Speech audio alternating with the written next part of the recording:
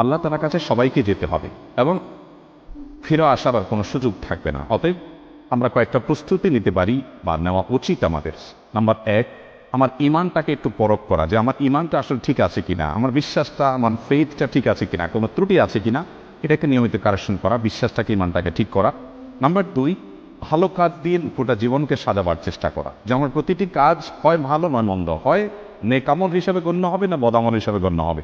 মিজানের পাল্লাতে দুইটা অপশন আছে, থার্ড কোনো অপশন নাই। আমি যেটাই করি না কেন আমার প্রতিটি মুহূর্ত হয় আমার ভালো কাজে গণ্য হবে, আর মন্দ কাজে গণ্য হবে।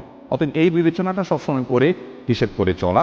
নাম্বার 3, সবসময় তওবা করতে থাকা। আমরা মানুষ ভুল হতেই পারে, অতএব প্রতিনিয়ত তওবা করে করে কারেকশন করে নতুন করে পথ চলা শুরু করা। নাম্বার 4, মৃত্যুর স্মরণটা বেশি বেশি করে করা। যত বেশি মৃত্যুর স্মরণ, মৃত্যু নিয়ে ভাবতে পারবো, বিশেষ করে কবরস্থানে যাওয়া। মাঝে মধ্যে কোনো মানুষ মারা যায়নি, তারপর আপনি কবরস্থানে চলে গেলেন আত্মীয় স্বজনের কবর জিয়ারত করার জন্য, কিছুক্ষণ দাঁড়ালেন, তাদেরকে সালাম বিনিময় করলেন, আপনার ভিতরে ভাবোদয় হবে যে আমাকে একদিন আসতে হবে এই জায়গাটাতে। নাম্বার 5, কোনো ওসিয়ত করার থাকলে মৃত ব্যক্তি মৃত্যুর আগে জীবিতদের উদ্দেশ্যে ওসিয়তনামা লিখে রেডি করে রাখা, মৃত্যুর প্রস্তুতির অংশ। এবং সেটা একজন মানুষ তরুণ বয়স থেকে যুবক বয়স থেকেই করতে পারেন, কোনো অসুবিধা নেই।